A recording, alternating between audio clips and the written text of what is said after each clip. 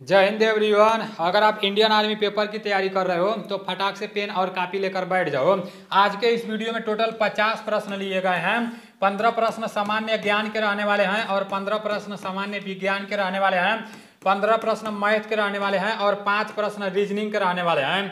50 प्रश्न समाप्त होने के बाद लास्ट में ईमानदारी पूर्वक से कमेंट करके बताना कि इन 50 प्रश्नों में से आपका कितना प्रश्न सही हुआ है।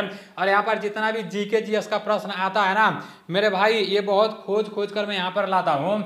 जैसे उस तरह से आप कोई किताब पढ़ोगे या कहीं भी पढ़ोगे ना तो वहाँ पर सारी चीज़ें पढ़ाई जाएंगी, लेकिन यहाँ पर मतलब जो पूछा जा चुका है या जो पूछा जाने वाला है वही सारा प्रश्न यहाँ पर आता है। आप लोग देखना आने वाले समय में जो इंडियन आर्मी की नई भर्ती आएगी उसमें जो पेपर कराया जाएगा इसमें से बहुत सारा प्रश्न वहाँ पर देखने को मिलेगा। तो चलते हैं अपने प्रश्न की तरफ। मैं आप लोग से सिर्फ इतना ही कहूँगा कि भाई आप पेन और कॉपी लेकर पढ़ने बैठना। अगर आप लोग के पास अभी टाइम नहीं होगा तो वीडियो को स्टॉप कर देना, जब टाइम मिलेगा उसके बाद से वीडियो को देखना, ठीक है ना। और लास्ट में जरूर बताना कि आपका कितना प्रश्न सही हुआ है। अगर आपका 30 से अधिक प्रश्न सही होगा तो आपका तैयारी बहुत अच्छा है, आप कंटिन्यू लगे रहो, आपका इंडियन आर्मी का पेपर जरूर निकलेगा। अगर 30 से कम प्रश्न सही होगा ना तो आपको और तैयारी करने का जरूरत है और लास्ट तक लगे रहना, मतलब आपका लास्ट में पूरा का पूरा बेस्ट हो जाएगा। पहला प्रश्न है कि गांधी जी ने करो या मरो का नारा किस आंदोलन के दौरान दिया। आप लोगों को मतलब प्रश्न देखते जाना है और अपने कापी में ट्रिक लगाते जाना है और लास्ट में गिनती करते रहना कि कितना प्रश्न सही हो रहा है, ठीक है ना। गांधी जी ने करो या मरो का नारा किस आंदोलन के दौरान दिया। भारत छोड़ो आंदोलन, असहयोग आंदोलन, खेड़ा आंदोलन और खिलाफत आंदोलन। तो इसका राइट आंसर भारत छोड़ो आंदोलन हो जाएगा। भारत छोड़ो आंदोलन इज राइट आंसर। भारत छोड़ो आंदोलन कब हुआ था ये आप लोगों को कमेंट में बताना है। नेक्स्ट प्रश्न है भारतीय राष्ट्रीय सेना आईएनए के संस्थापक थे भगत सिंह, जवाहरलाल नेहरू, सुभाष चंद्र बोस और महात्मा गांधी। तो भारतीय राष्ट्रीय सेना आईएनए के संस्थापक कौन थे? ये सुभाष चंद्र बोस थे। Subhash Chandra Bose is right answer. Next प्रश्न की तरफ चलते हैं। नेक्स्ट प्रश्न है कि ब्रिटिश सरकार ने कलकत्ता के बाद अपनी राजधानी बनाई।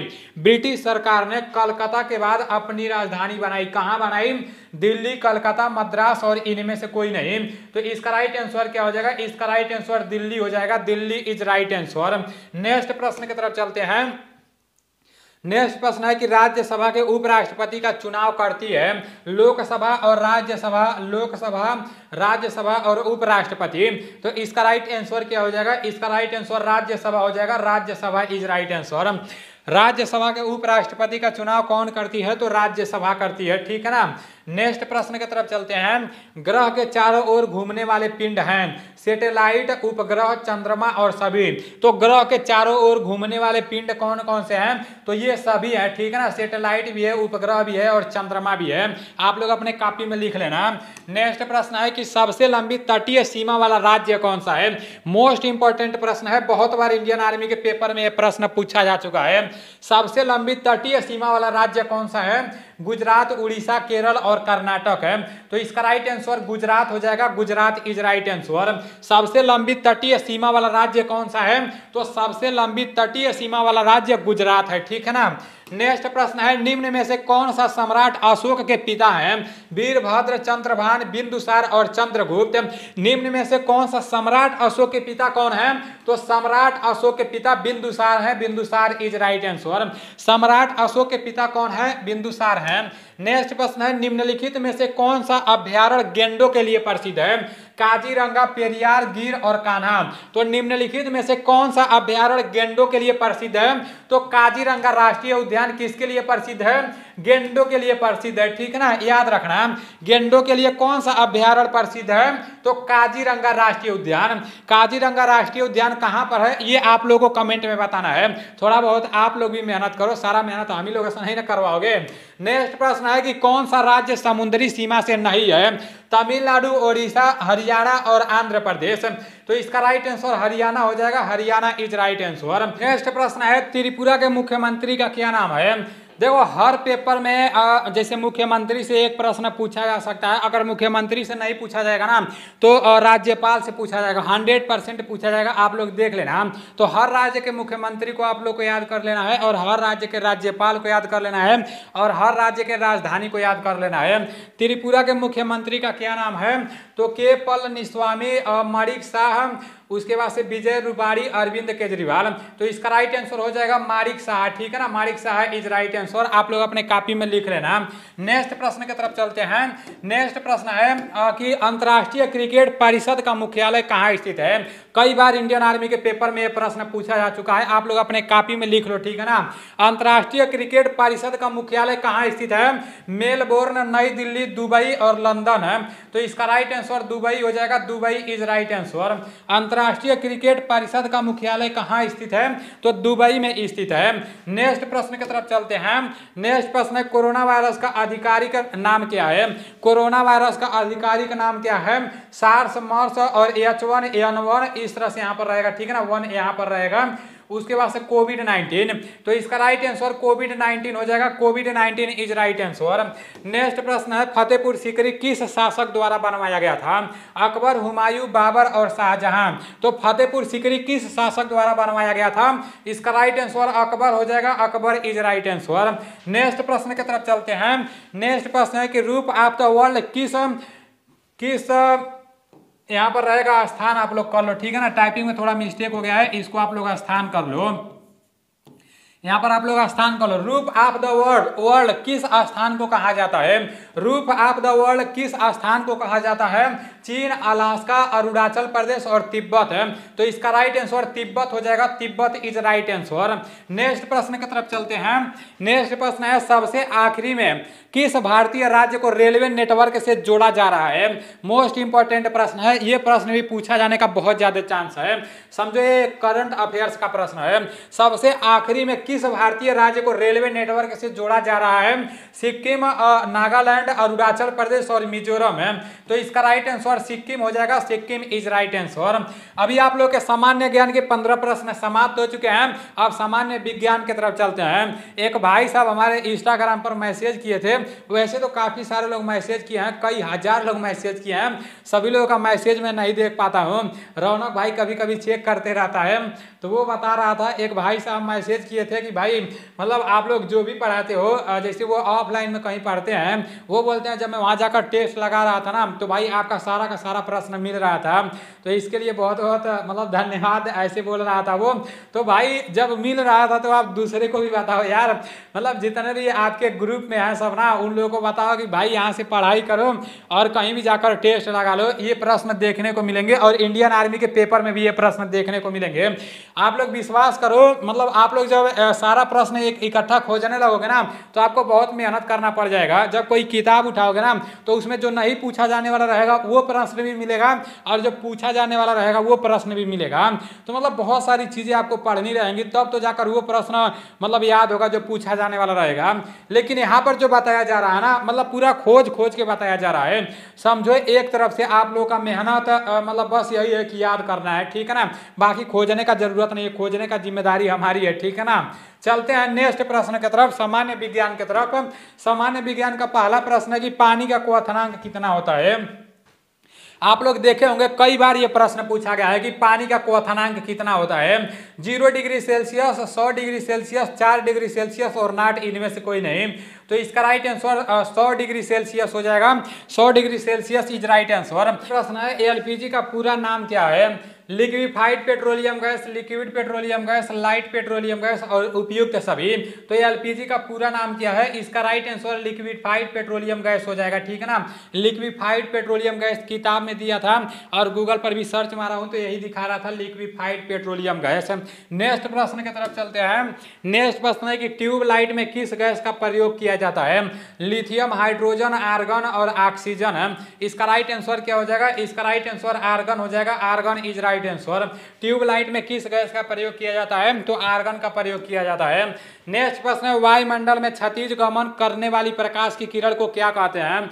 वायुमंडल में क्षैतिज गमन करने वाली प्रकाश की किरण को क्या कहते हैं। द्रव्य, तरंगे, संवहन, विकिरण और नाट, इनमें से कोई नहीं। इसका राइट आंसर विकिरण हो जाएगा, विकिरण इज राइट आंसर। नेक्स्ट प्रश्न की तरफ चलते हैं। मनुष्य के शरीर के किस अंग द्वारा रक्त का शुद्धिकरण किया जाता है। मोस्ट इंपॉर्टेंट प्रश्न है, मनुष्य के शरीर के किस अंग द्वारा रक्त का शुद्धिकरण किया जाता है। आंत, हृदय, गुर्दे और फेफड़े, तो इसका राइट आंसर गुर्दे हो जाएगा, गुर्दे इज राइट आंसर। नेक्स्ट प्रश्न है कि पाचन के पश्चात प्रोटीन किसमें परिवर्तित होता है? सुक्रोज, ग्लूकोज, वसा और एमिनो एसिड। इसका राइट आंसर एमिनो एसिड हो जाएगा, amino acid is right answer. Next प्रश्न की तरफ चलते हैं। नेक्स्ट प्रश्न है कि श्वसन में कौन सी गैस लेते हैं? कार्बन डाइऑक्साइड, ऑक्सीजन और नाइट्रोजन और हाइड्रोजन। तो श्वसन में कौन सी गैस लेते हैं? ऑक्सीजन, ठीक है ना, oxygen is right answer. Next प्रश्न की तरफ चलते हैं। नेक्स्ट प्रश्न है कि कंडेंसन का प्रयोग मतलब कब होता है? आवेश उत्पन्न करने के लिए, उसके बाद से विद्युत उत्पन्न करने के लिए, विद्युत के सुचालक के रूप में, और आवेश इकट्ठा करने के लिए। तो इसका राइट आंसर हो जाएगा आवेश इकट्ठा करने के लिए। जो लोग इलेक्ट्रीशियन का काम जानते होंगे उन लोगों को तो अच्छी तरह से पता होगा। कंडेंसर का प्रयोग कब होता है? आवेश इकट्ठा करने के लिए होता है। नेक्स्ट प्रश्न है कि पानी में ऑक्सीजन के साथ कौन सा तत्व होता है? हाइड्रोजन, ड्यूटेरियम, कार्बन और नाट, इनमें से कोई नहीं। तो इसका राइट आंसर क्या हो जाएगा? पानी में ऑक्सीजन के साथ कौन सा तत्व होता है? हाइड्रोजन होता है, hydrogen is right answer. Oxygen और हाइड्रोजन होता है। नेक्स्ट प्रश्न है कि पृष्ठ तनाव का मात्रक क्या है? जूल, जूल प्रति सेकंड, न्यूटन प्रति मीटर और फुट पाउंड। इसका राइट आंसर हो जाएगा और न्यूटन प्रति मीटर, न्यूटन प्रति metre is right answer. Next प्रश्न की तरफ चलते हैं। पेड़ पत्तियों से मिलने वाली औषधि है? खाद, जड़ी बूटी और फल फूल और नाट, इनमें से कोई नहीं। यहाँ पर औषधि लिखा है, औषधि मतलब दवा होता है, ठीक है ना। तो इसका राइट आंसर जड़ी बूटी हो जाएगा, जड़ी बूटी इज राइट आंसर। नेक्स्ट प्रश्न है कि बैरोमीटर के द्वारा मापते हैं। बैरोमीटर के द्वारा क्या मापते हैं? वायुमंडलीय नमी, हवा का वेग, वायुमंडलीय दाब और वर्षा की मात्रा। तो इसका राइट आंसर क्या हो जाएगा? इसका राइट आंसर हो जाएगा वायुमंडलीय दाब, ठीक है ना, वायुमंडलीय दाब इज राइट आंसर। नेक्स्ट प्रश्न की तरफ चलते हैं। नेक्स्ट प्रश्न है एनीमिया रोग किससे संबंधित है? आंख, हृदय, रक्त और नाट, इनमें से कोई नहीं। इसका राइट आंसर रक्त हो जाएगा, रक्त इज राइट आंसर। एनीमिया रोग किससे संबंधित है? तो एनीमिया रोग रक्त से संबंधित है। नेक्स्ट प्रश्न है बैटरी द्वारा दी गई विद्युत धारा को हम क्या कहते हैं? प्रत्यावर्ती धारा, उच्च विद्युत धारा, निम्न विद्युत धारा और दिष्ट धारा। इसका राइट आंसर हो जाएगा दिष्ट धारा, दिष्ट धारा इज राइट आंसर। बैटरी द्वारा दी गई विद्युत धारा को हम क्या कहते हैं? तो दिष्ट धारा कहते हैं। नेक्स्ट प्रश्न है और लास्ट प्रश्न है कि कौन सा अधातु जल को शुद्ध करता है? कौन सा अधातु जल को शुद्ध करता है? फ्लोरीन, क्लोरीन, ग्रेफाइट और आयोडीन है। इसका राइट आंसर हो जाएगा chlorine, chlorine is right answer. अभी आप लोग के सामान्य ज्ञान के 15 प्रश्न समाप्त हो चुके हैं और सामान्य विज्ञान के भी 15 प्रश्न समाप्त हो चुके हैं। अब विशु सर आ रहे हैं मैथ का क्लास कराने के लिए। अगर आप लोग मैथ का क्लास शुरू से नहीं किए हो तो पता नहीं किस दुनिया में जी रहे हो यार। इतना अच्छा मैथ का क्लास करा रहे हैं विशु सर, पूरा चैप्टर वाइज करा रहे हैं शुरू से, ठीक है ना, एकदम जीरो लेवल से, जिस तरह किसी एप्लीकेशन में पढ़ाया जाता है। तो पूरा का पूरा प्लेलिस्ट में आप लोगों को मिल जाएगा। आप लोग जाकर पहला चैप्टर से मैथ का क्लास करना और लास्ट तक करना। अभी मैथ का क्लास ही पूरा समाप्त होने वाला है, 3-4 दिन में वो समाप्त हो जाएगा, ठीक है ना दोस्तों। तो नीलेश भाई ने आपको जो क्वेश्चन कराए, आपको 15 जीके के और 15 साइंस के क्वेश्चन, मतलब 30 क्वेश्चन आपको करा चुके हैं और आपका 2 पोर्शन यहाँ से कंप्लीट हो चुका है। 2 पोर्शन मतलब जीके और साइंस। तो जीके और साइंस के पोर्शन को कंप्लीट होने के बाद बढ़ते अपने तीसरे पोर्शन की तरफ, और तीसरा पोर्शन हमारा किसका है? मैथ्स का।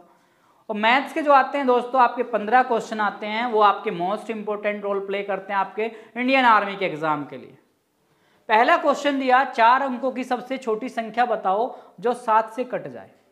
अब एक बात खुद चेक करो, 7 से कटने वाली संख्या, 7 से कटने वाली संख्या, अब मान लो 1000 है, सबसे छोटी 4 अंकों की 1000 है, और 1000 को अगर आप 7 से काट दें तो 7 दूनी कम 7, 3 बच गया 0, और 7 चौक 28, बचा 2, 7 चौक 28, और बच गया आपका 2। जब 2 बचा तो ऊपर से 0 उतार लिया, और 7 का टेबल अब 20 में काउंट करो, 7 दूनी 14, लेकिन एक थोड़ा सा बढ़ा लो, तो 7 तिया 21, लेकिन ये बढ़ा हुआ तो एक ज़्यादा है। तो 1000 में अगर मैं ये बढ़ा हुआ नंबर जोड़ दूं एक, तो 1001 वो संख्या है, 1001 वो संख्या है जो 7 से पूरी पूरी कट जाएगी। ये 7 का एक प्रॉपर नियम भी है, अगर किसी संख्या का लास्ट के अंक को क्या कर दो? डबल कर दो।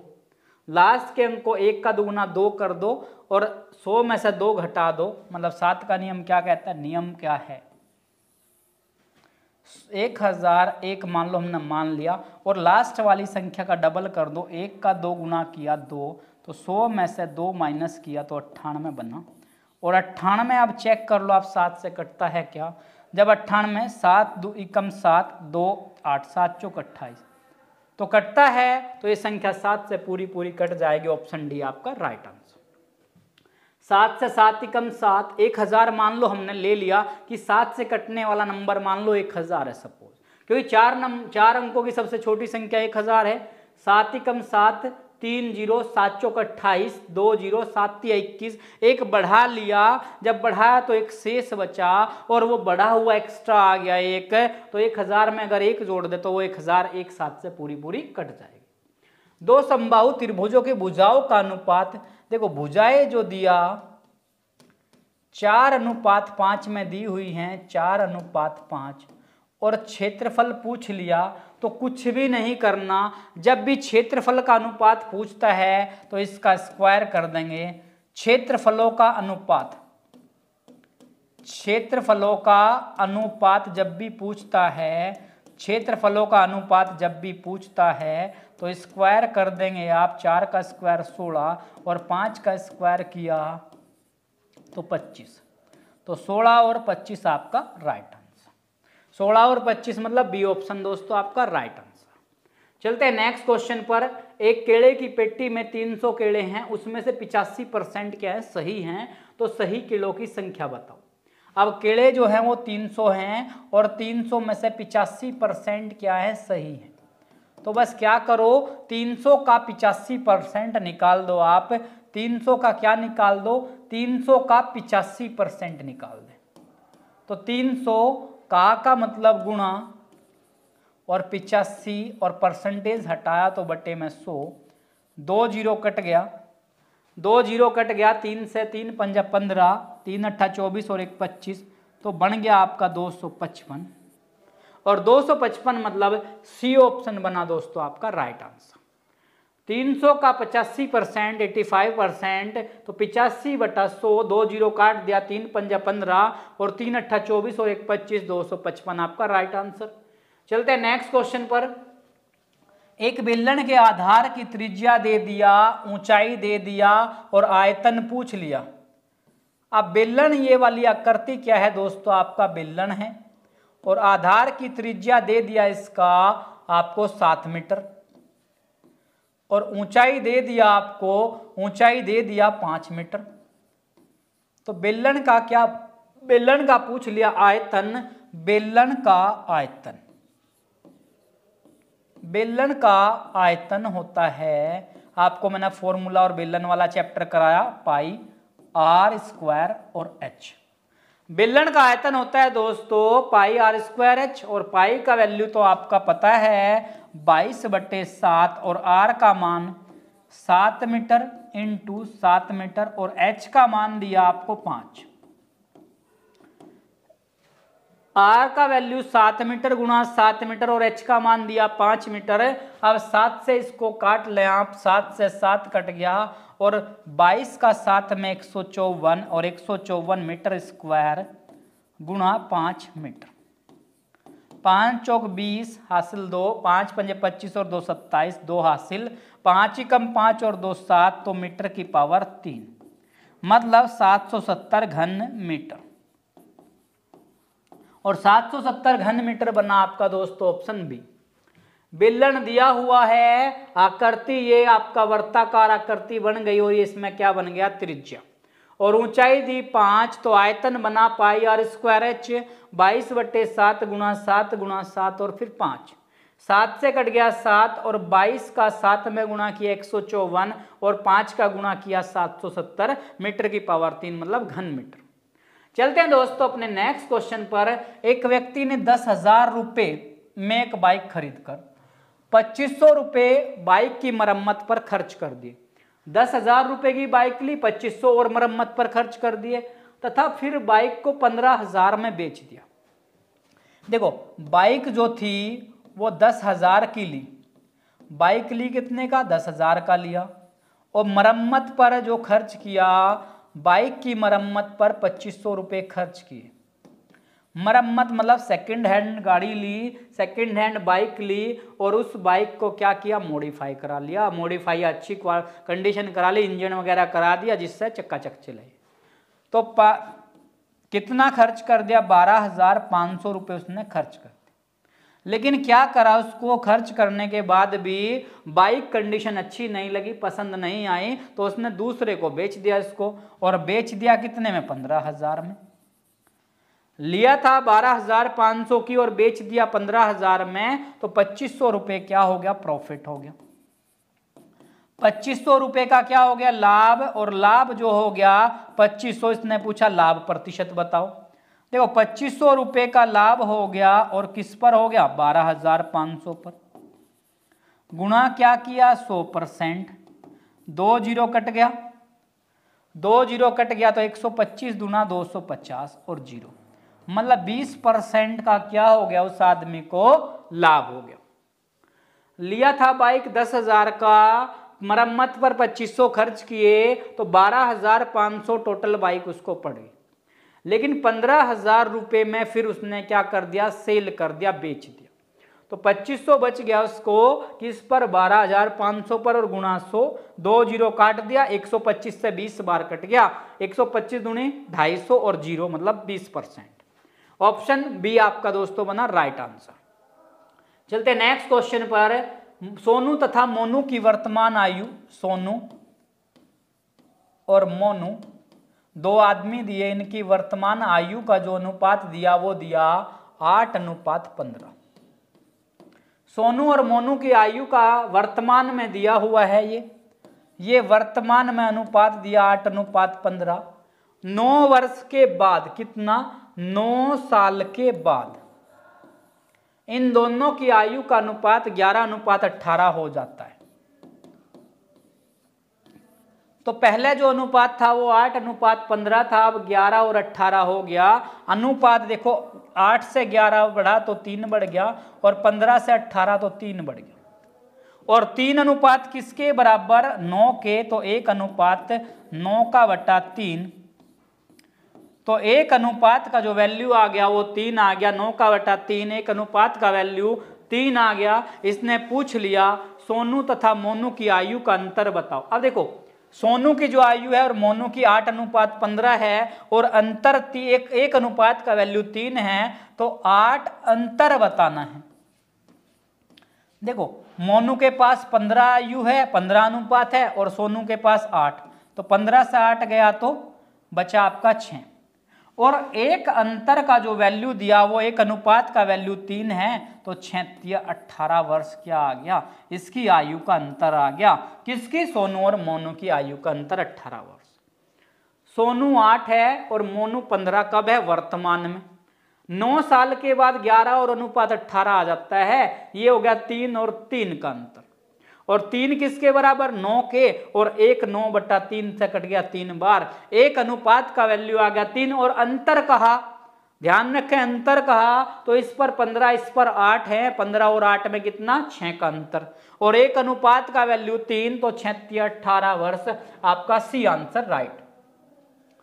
अब गुणा करना है, देखो 3 का 3 से 3 तिया 9 तिया 27 तिया 81, और 3 फर्क गुणा किया 27 तिया 81 तिया 243।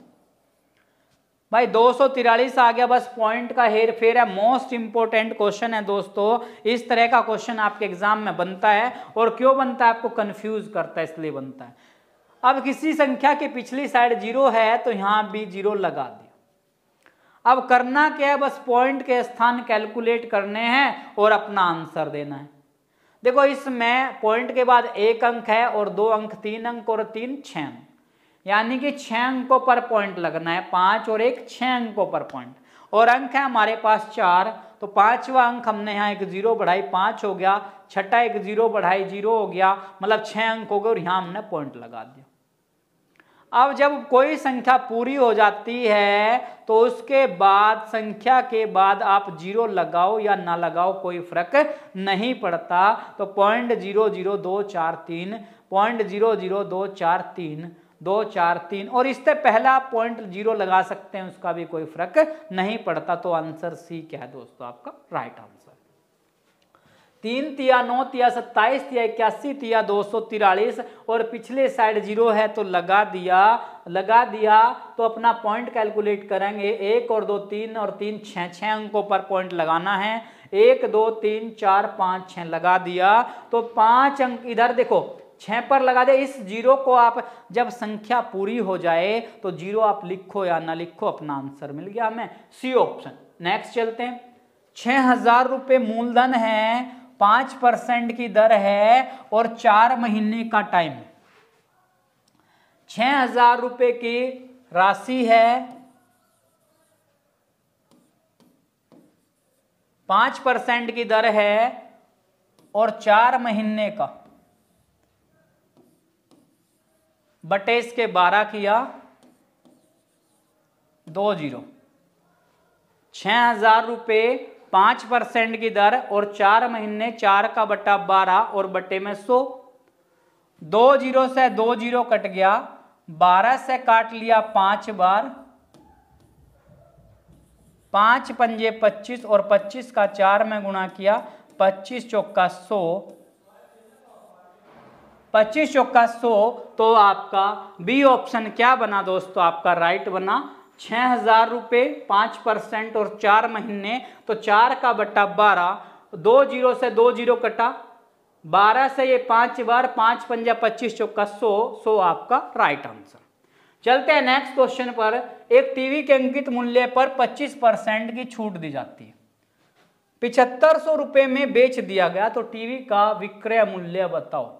अब टीवी क्या है, 25% की छूट देने के बाद 7500 में बेच दिया, तो टीवी का विक्रय मूल्य पूछा है। अब देखो टीवी का जो मूल्य था वो 100% था, मूल्य जो है वो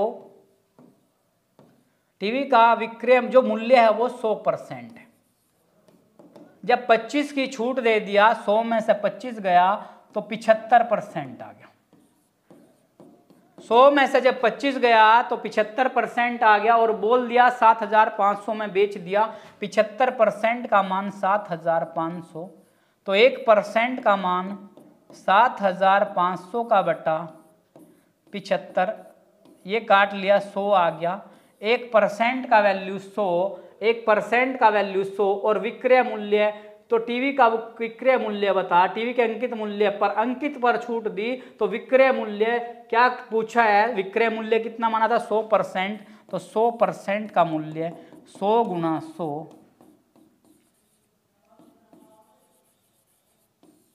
10,000 देने के बाद 7500 में विक्रय मूल्य नहीं, टीवी का अंकित मूल्य आपसे पूछ लिया, ध्यान रखें क्वेश्चन में चेंज हो गया। देखो टीवी का जो अंकित मूल्य है वो 100% है। अंकित मूल्य क्या है, वो 100% है। जब 25 की छूट देते तो 75% का वैल्यू 7,500, 1% 7,500 का बटा 75, 75 से कट गया 100 बार, 1% का वैल्यू 100 और 100% 100 गुणा 100 मतलब 10,000 आपका राइट आंसर, मतलब सी ऑप्शन। चलते हैं नेक्स्ट क्वेश्चन पर। 7, ये यहाँ पर पॉइंट नहीं है, मतलब 7 अनुपात x समानुपात 17.5 और अनुपात 22.5। करना क्या है, बाहर की क्या करो बाहर गुणा और अंदर की क्या करो अंदर गुणा। x गुणा 17.5 बराबर 7 गुणा 22.5। ये बनता है आपका मोस्ट इंपोर्टेंट क्वेश्चन, क्योंकि इस तरह का क्वेश्चन आर्मी में बनना लगा है।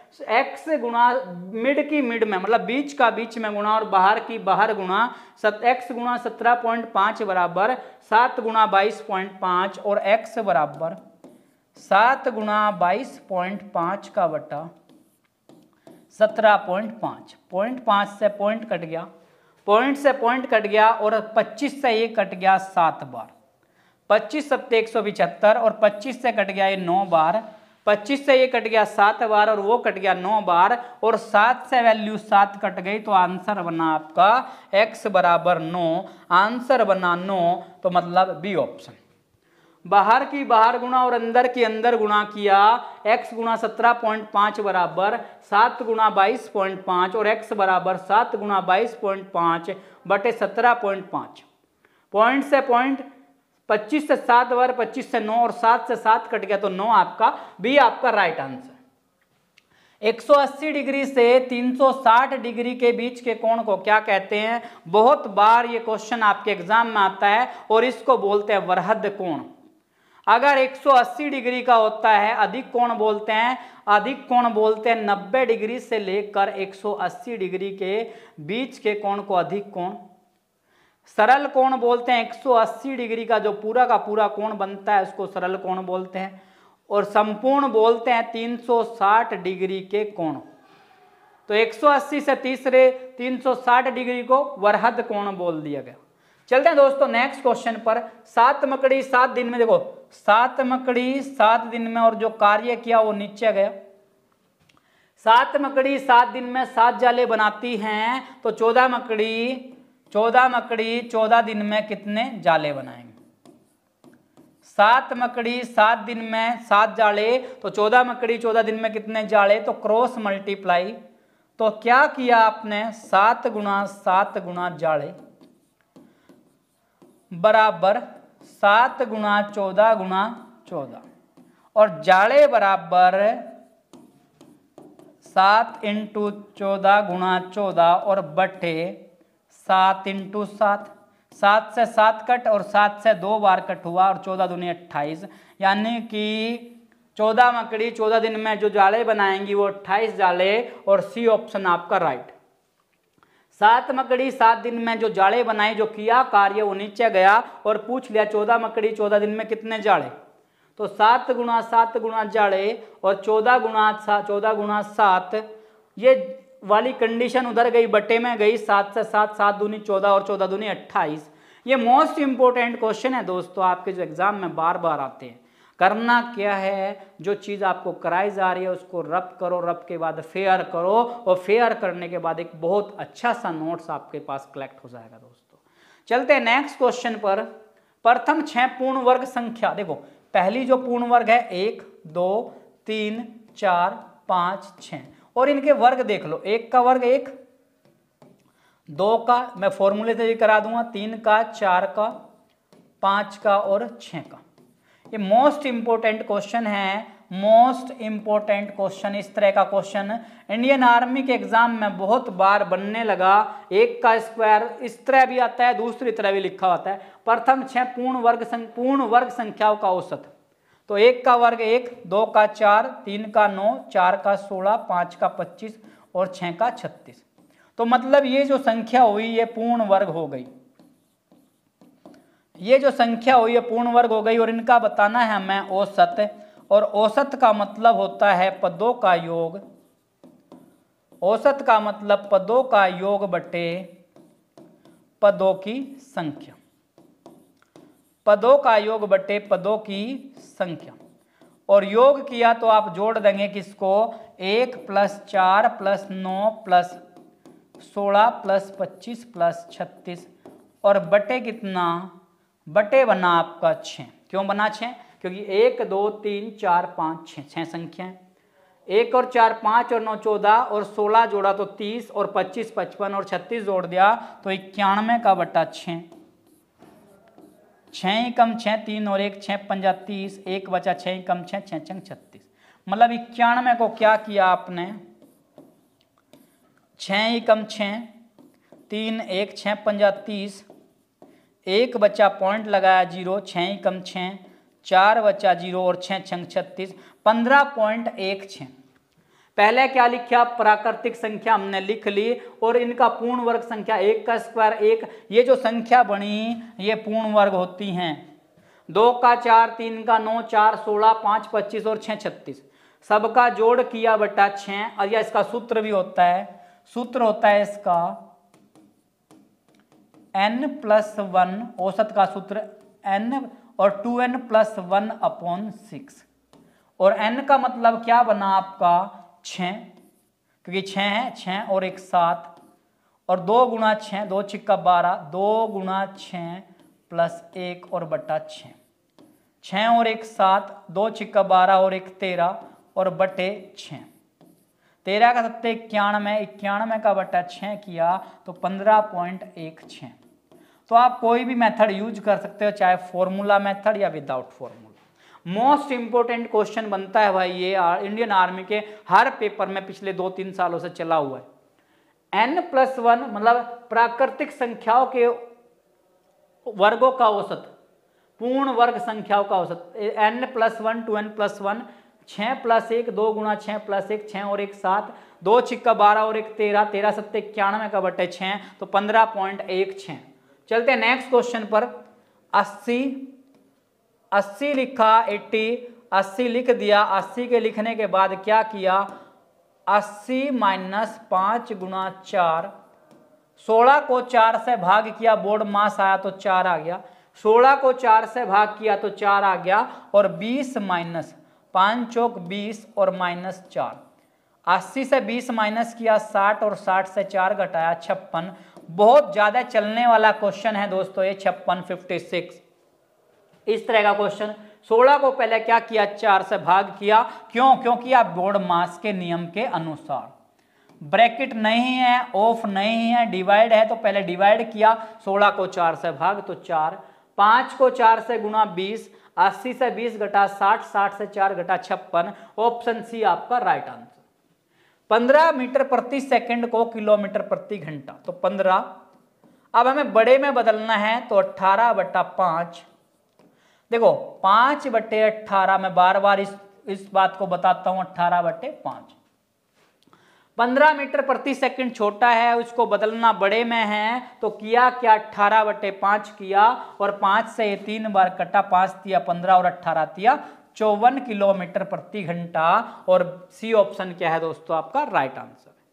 चलते हैं अपने, ये 15 क्वेश्चन थे और मोस्ट इंपोर्टेंट ये इस तरह के क्वेश्चन थे जो आपके पिछले एग्जाम्स में आते थे, वही सारे के सारे ले आऊं, बस थोड़ी बहुत डिजिट्स चेंज किया होगा। नेक्स्ट चलते हैं अपने रीजनिंग के पोर्शन पर। 5 क्वेश्चन अपने रीजनिंग के। अब क्या दिया, 1 दिया, 9 दिया, 25 दिया और 49 दिया। फिर पूछ लिया, देखो 1 जो है वो किसी न किसी का वर्ग है, 9 है वर्ग है। देखो 1 का वर्ग किया, 3 का वर्ग किया, 5 का वर्ग किया, 7 का वर्ग किया, तो 9 का वर्ग कर लो भाई आप। 9 क्यों किया? क्योंकि ये संख्या जो चली हुई है 1 3 5 7 9 विषम संख्या की श्रेणी चली हुई है, विषम की। तो विषम की तो 9 का स्क्वायर किया 81, और 81 बना आपका दोस्तों बी ऑप्शन राइट। 1 3 5 7, 7 के बाद बनना कितना है, 9 बनना है। चलते हैं नेक्स्ट क्वेश्चन। श्रृंखला में ऐसे कितने 4 हैं? श्रृंखला में पूछा आपसे ऐसे कितने 4 हैं जिनके अगले साइड 8 और बैक साइड पिछली साइड 6 हैं, तो 846। जहां भी श्रृंखला में आपको 846 बनता हुआ दिख रहा है तो उतने ही आंसर होंगे। अब यहां से चलते हैं, 8 ये रहा, 8 4 6 एक बार तो बन गया। फिर चलो अगली साइड, मोस्ट इंपोर्टेंट क्वेश्चन, 8 4 6 2 बार बन गया। 8 4 8 नहीं बना तो 2 बार बना, तो बी ऑप्शन आपका राइट है। थोड़ा ध्यान रखें इसमें, क्योंकि डिजिट्स जो देगा वो इसी के अनुसार देगा जिससे आप कंफ्यूज हो। चलते हैं नेक्स्ट क्वेश्चन पर। यदि वर्षा को गुलाबी, देखो वर्षा को क्या कहा, गुलाबी कहा। वर्षा को गुलाबी कहा, गुलाबी को बोल दिया, गुलाबी को बोल दिया बादल, गुलाबी को बादल बोल दिया, और बादल को बोल दिया जल, बादल को बोल दिया जल। क्या मतलब, इसका कोड है ये। और जल को बोल दिया फूल, जल को बोल दिया फूल। और फिर पूछ लिया क्या, प्यास लगने पर आप क्या पिएंगे। ये वर्षा का एक्चुअल कोड इसने गुलाबी दिया, वर्षा का गुलाबी, गुलाबी का बादल, बादल का जो कोड दिया वो दिया जल, और जल को फूल। और प्यास लगने पर आप क्या पीते हैं, प्यास लगने पर आप पीते हैं पानी, मतलब जल। और लेकिन जल, प्यास लगने पर आप जल पीते हैं, और जल का इसने कोड देख लो आप क्या दिया, फूल, जल का कोड दिया फूल। तो ऑप्शन आपका बी आपका राइट आंसर, फूल। ध्यान रखें, एक्चुअल में क्या पीते हैं प्यास लगने पर, पानी मतलब जल, लेकिन जल का कोड दिया फूल, तो फूल आपका राइट आंसर। चलते हैं नेक्स्ट क्वेश्चन पर। यदि प्लस का अर्थ माइनस, माइनस का अर्थ भाग, ये इस तरह का जो सिंबल दिया ये भाग दिया, और नेक्स्ट क्या कहा, माइनस और भाग का अर्थ ये दिया, भाग का अर्थ दे दिया प्लस, तो इसका अर्थ बताना है। देखो 8, 4, 3, 18 और 9 लिख दिया, ये वैल्यू लिख दिया आपने, लेकिन फिर देखो प्लस का अर्थ माइनस, तो प्लस के स्थान पर माइनस। फिर क्या कहा, माइनस का अर्थ भाग, जहां माइनस दिख रहा है वहां भाग का सिंबल दे दो, यहां माइनस दिखा तो हमें भाग का सिंबल दे दिया। फिर गुणा का अर्थ माइनस, जहां गुणा है 3 के बीच में गुणा है तो गुणा का अर्थ दे दिया माइनस, मतलब गुणा का अर्थ दे दिया, गुणा का अर्थ दे दिया आपको माइनस, तो गुणा के स्थान पर क्या लिख दिया आपने, माइनस लिख दिया। और फिर नेक्स्ट क्या कहा, भाग का अर्थ प्लस है, जहां भाग दिया वहां प्लस लिख देंगे आप। ये आपका क्वेश्चन दिया 8 से 4, अब 18 को 8 माइनस 4 प्लस 3, 18 को भाग किया 9 से तो 2 बना, और 8 में से 4 गया 4 और 3 से 1 गया, 3 से 2 गया 1, तो मतलब 5। क्या किया, वैल्यू को चेंज किया, प्लस का माइनस बोल रहा है ये, भाग को प्लस, गुणा को माइनस और माइनस को भाग। 18 को 9 से 2, 8 से 4 घटे 4 और 3 से 2 घटा 1, बोर्ड मास चल गया 5, आपका राइट आंसर मतलब सी। चलते हैं आज के लास्ट क्वेश्चन पर। कामाख्या मंदिर असम में है, कामाख्या मंदिर असम में है, तो सूर्य मंदिर किस राज्य में, गुजरात, उड़ीसा, गुजरात दोबारा फिर ऑप्शन दे दिया, या उत्तर प्रदेश। आपको अपना आंसर राइट करना है। सूर्य मंदिर, मतलब ये थोड़ा सा क्वेश्चन में मिस्टेक है, सूर्य मंदिर है कोणार्क का सूर्य मंदिर, सॉरी ये कोणार्क का सूर्य मंदिर दिया हुआ है, यहाँ लिखा हुआ नहीं था प्रॉपर, तो कोणार्क का सूर्य मंदिर कौन से राज्य में, आपको सही आंसर देना है, गुजरात, उड़ीसा या फिर उत्तर प्रदेश, आपको अपना कमेंट सेक्शन में लिखना है। या फिर आपको आंसर और भी देना है कि गुजरात में कौन सा मंदिर है जो अब की बार पेपर में आया है आपके। गुजरात में एक फेमस मंदिर है और वो भी सूर्य मंदिर ही है, लेकिन कौन सा सूर्य मंदिर है आपको कमेंट सेक्शन में आंसर देना है जो आपके एग्जाम में आया। फिर उड़ीसा में कौन सा मंदिर है, या उत्तर प्रदेश के जो फेमस मंदिर, उन मंदिरों के नाम लिखने हैं। ये थे दोस्तों आपके टॉप मोस्ट 50 क्वेश्चन। जिस तरह के क्वेश्चन थे बार बार आपके एग्जाम में रिपीटेड होते हैं, जीके के भी, मैथ्स के भी, साइंस के भी और रीजनिंग के भी। आपको क्या करना है, बार बार इनकी प्रैक्टिस करनी है, और आपकी अच्छी प्रैक्टिस होगी तो आप बड़े अच्छे रिजल्ट पर पहुंच जाओगे। तो इसी के साथ मिलते हैं दोस्तों नेक्स्ट वीडियो में। जय हिंद दोस्तों।